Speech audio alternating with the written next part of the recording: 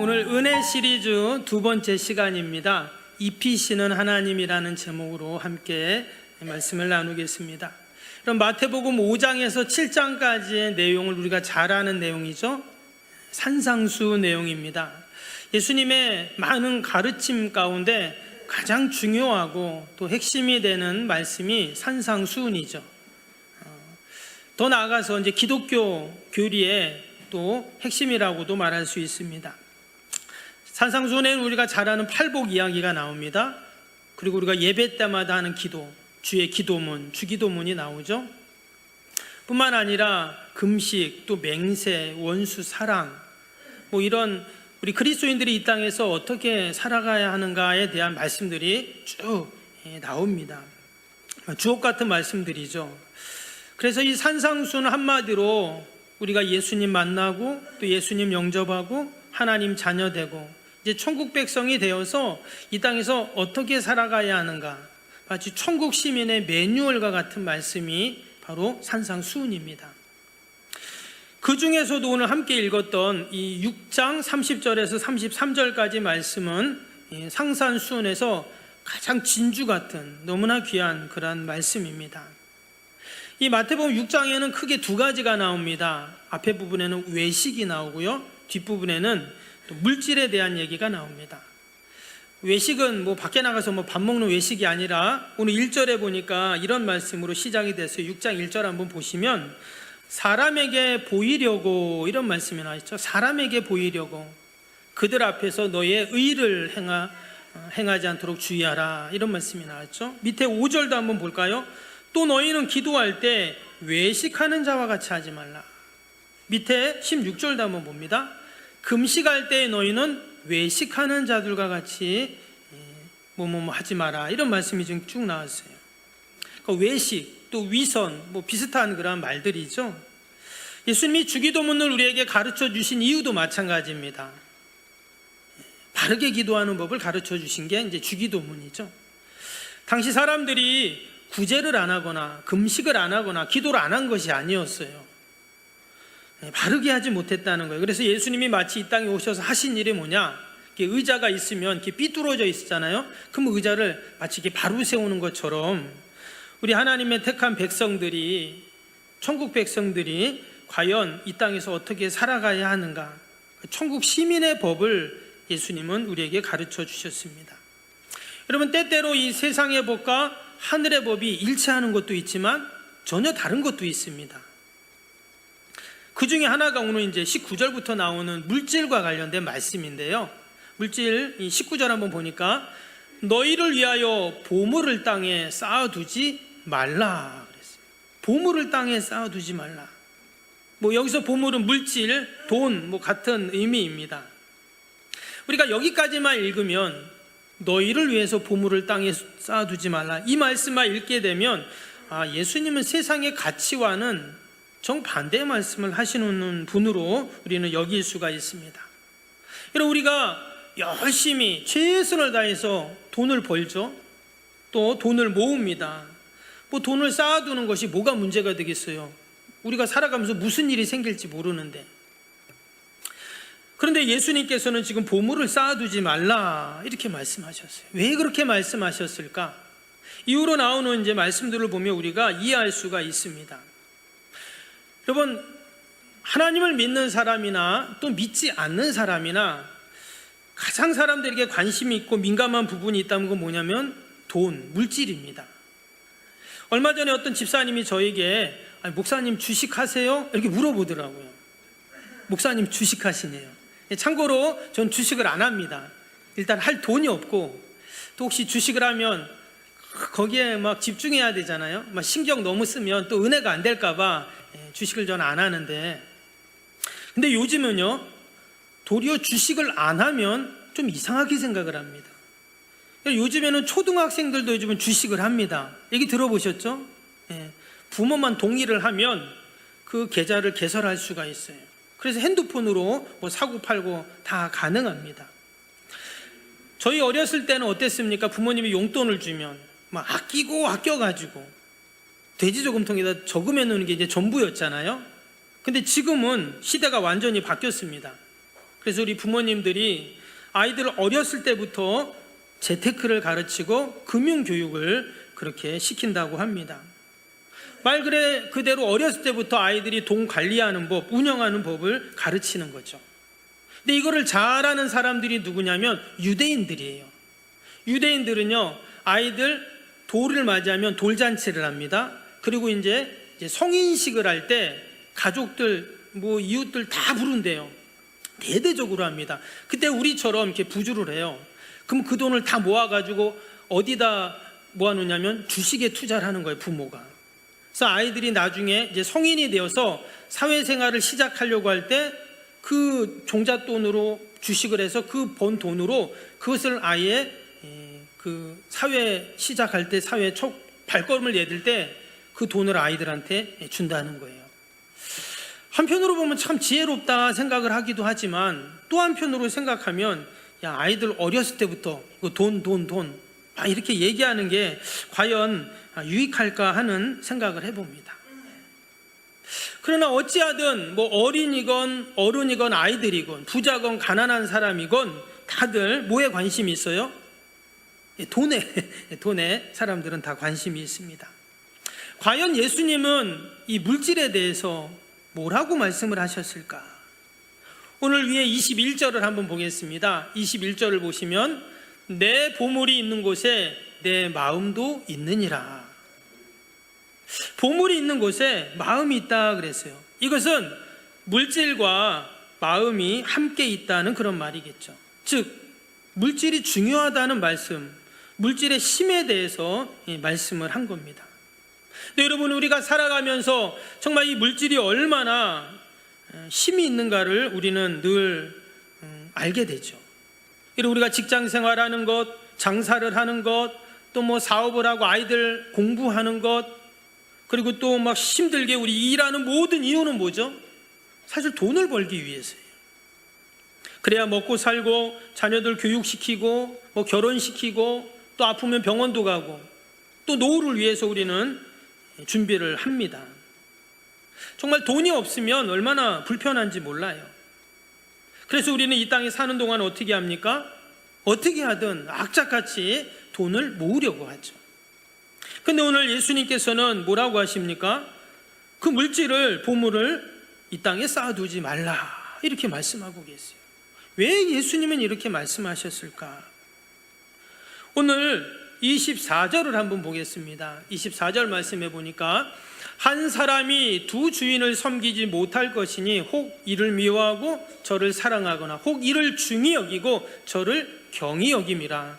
너희가 하나님과 재물을 겸하여 섬기지 못하느니라. 예수님이 지금 이 말씀을 하신 이유는 하나님과 물질이 있다면 어느 게 중요하다 나쁘다를 말씀하시는 것이 아니라 어디에 우선순위를 두어야 하는가를 지금 말씀하고 계신 거예요.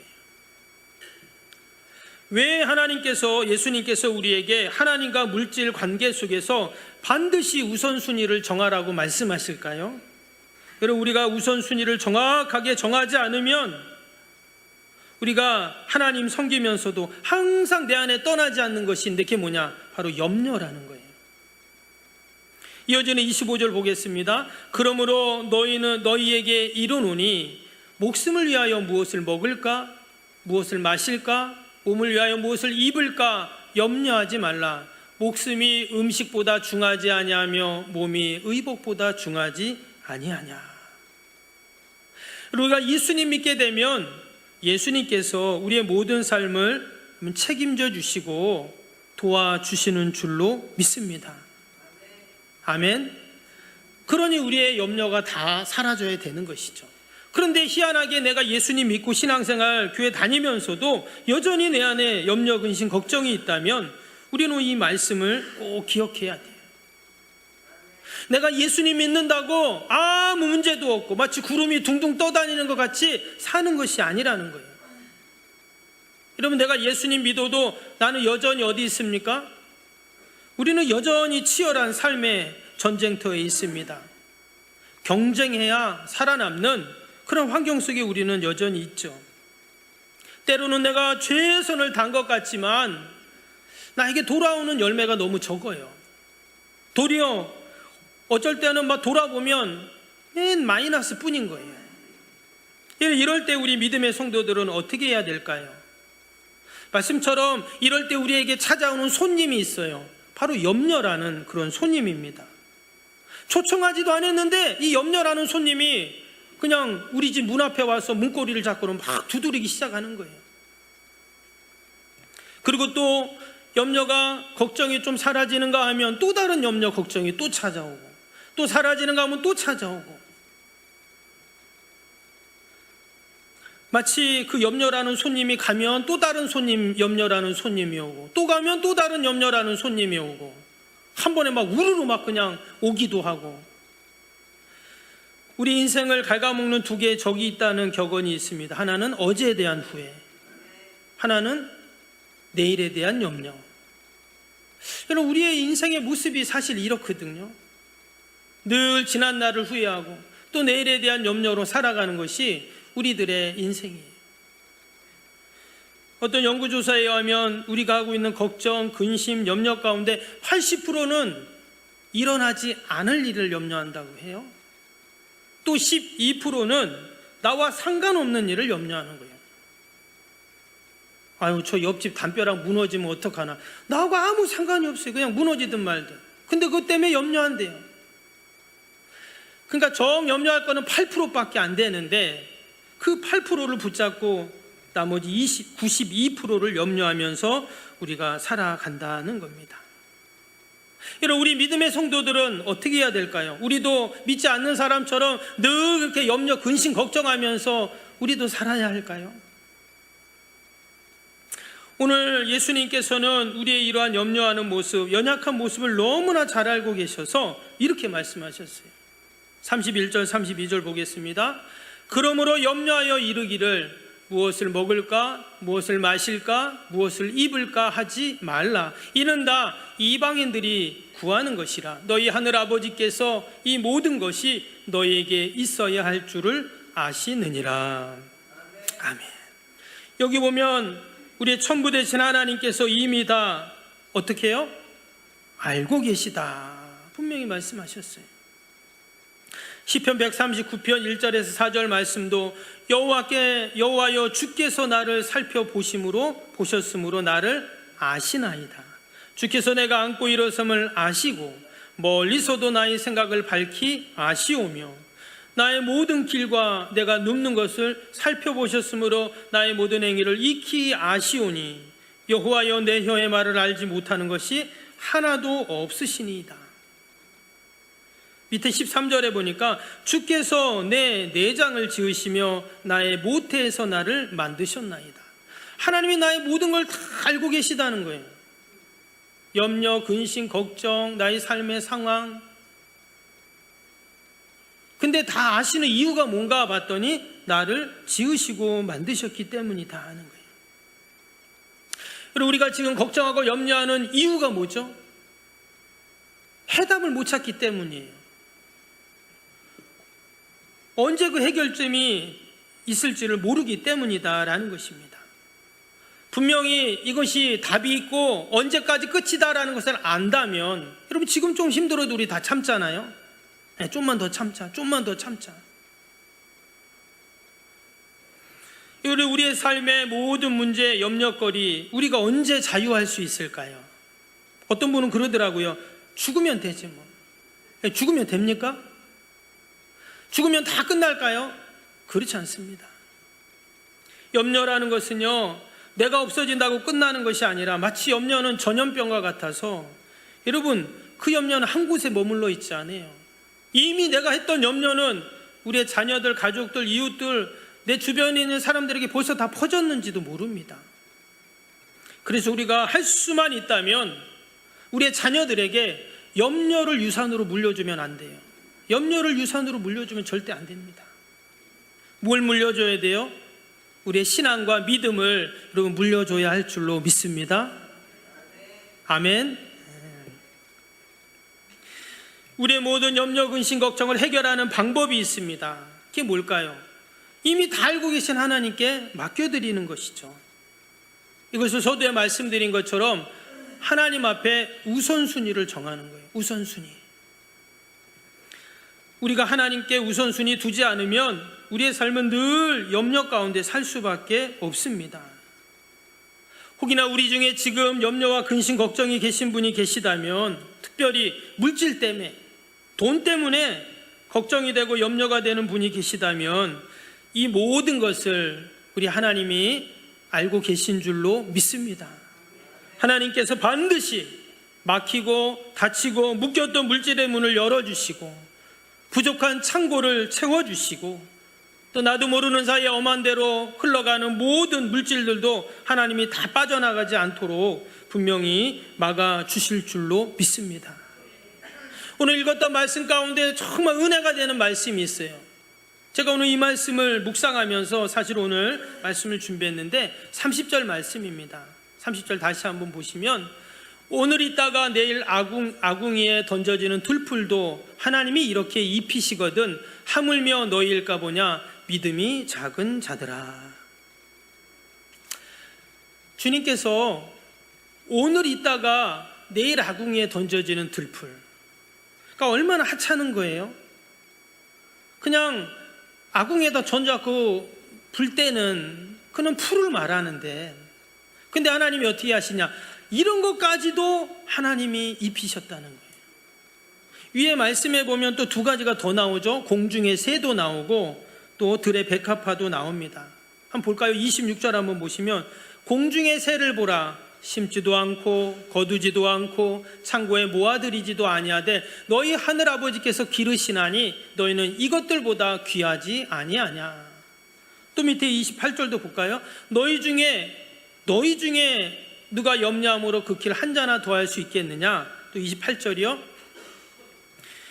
또 너희가 어찌 의복을 위하여 염려하느냐. 들의 백합화가 어떻게 자라는가 생각해보라. 보라, 수고도 아니하고 길쌈도 아니하느니라. 그러나 내가 너희에게 말하노니 솔로몬의 모든 영광으로도 입은 것이 이 꽃 하나만 같지 못하느니라. 그럼 우리가 생각할 때 그냥 날아다니는 새, 또 들의 백합화, 또는 그냥 아궁이에 던져지는 들풀, 어떻습니까? 그냥 아무 하찮은 것들이잖아요. 아예 뭐 생각도 안 하잖아요. 그런데 그 흔한 것들도 하나님이 어떻게 하시냐? 하나님이 다 돌보시고 입히신다 하는 거예요. 하물며 하나님이 택하신 하나님의 자녀들을 다 알고 계신데 하나님께서 그냥 두시겠냐는 거예요. 여러분, 저와 여러분이 늘 하나님 앞에 우리의 삶의 우선순위를 두기를 축복합니다. 하나님이 반드시 책임져 주시니까. 제가 이 말씀 묵상하면서 공중의 새를 보라 그랬잖아요. 여러분, 날아다니는 새가, 이 땅의 새가 몇 마리나 될까요? 제가 인터넷에 챗 GPT한테 물어봤어요. 도대체 지구상에 새가 몇 마리나 될까 했더니, 여러분, 지구상에 새 종류만 10,000에서 11,000가지 종류의 종류가 있다고 합니다. 무슨 새의 종류가. 그러면 그 새를 다 합치면 몇 마리나 될까? 500억 마리 정도 된다고 해요. 별로 안 놀라시네. 이 지구상에 있는 새가 500억 마리 정도 된다는 거예요. 컴퓨터가 그렇게 말을 해요. 근데 사실 더 있을 것 같아요. 왜 우리 동네만 봐도 참새가 얼마나 많습니까? 그죠? 미국의 2016년인데요. 미국 통계 사이트에서 닭의 숫자를 세봤다고 합니다. 닭의 숫자. 여러분, 닭이 몇 마리나 될 것 같아요? 어제 혹시 치킨 드신 분 계신가 모르겠는데, 닭도 세잖아요. 그렇죠? 닭이 몇 마리인가 세봤는데 전 세계에 229억 마리가 있답니다. 닭이. 닭만, 우리가 즐겨 먹는 치킨 먹는 닭만 227억 마리가 있대요. 더 있을 것 같아요. 여러분, 원래 닭이 수명이 그냥 가만히 놔두면, 우리가 안 잡아먹고 딱 가만히 놔두면 10년에서 15년까지 산답니다.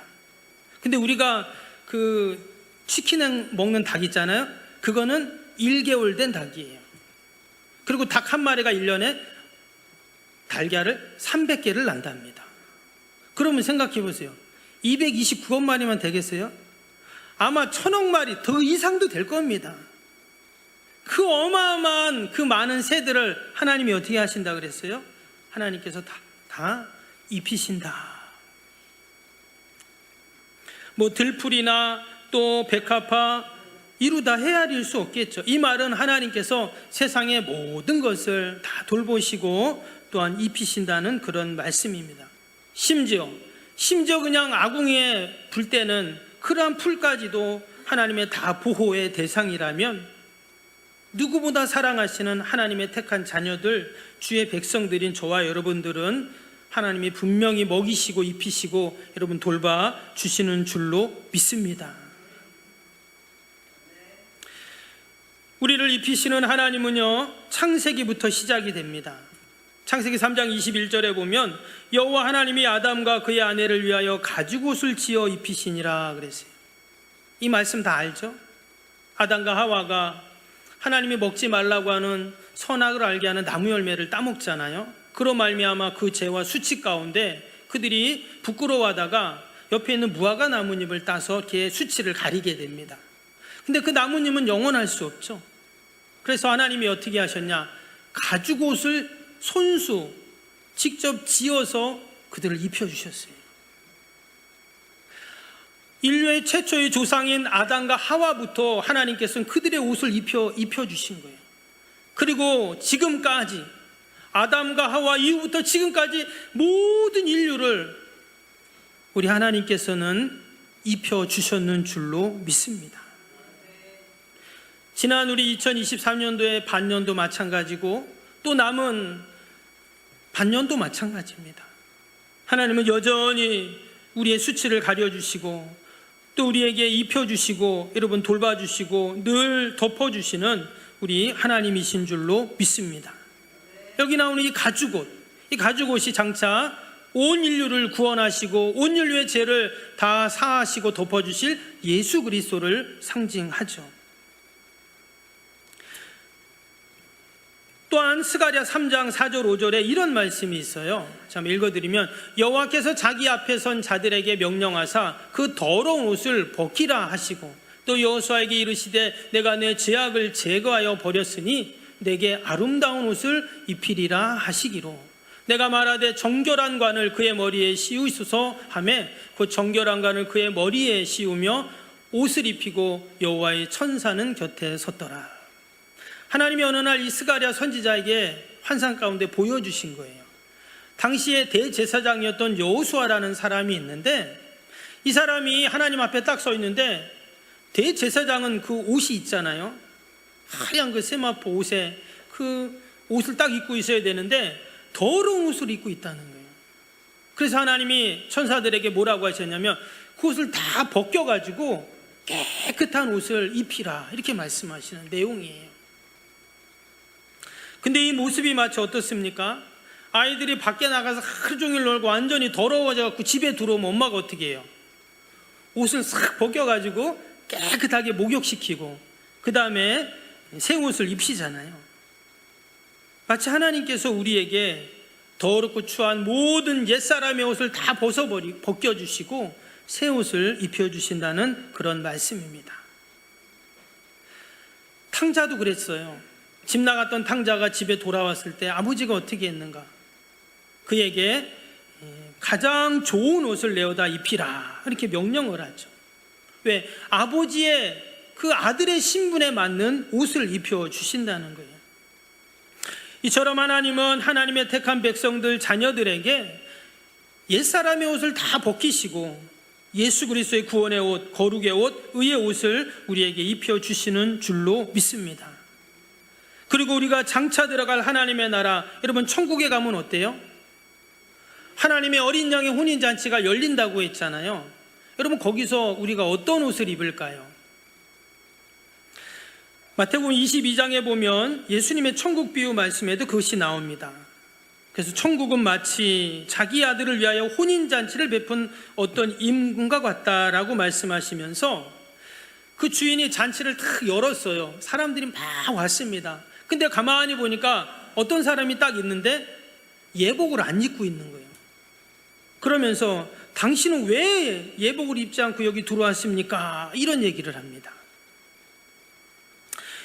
여러분, 하나님께서 우리에게 입혀주시는 이유가 뭘까?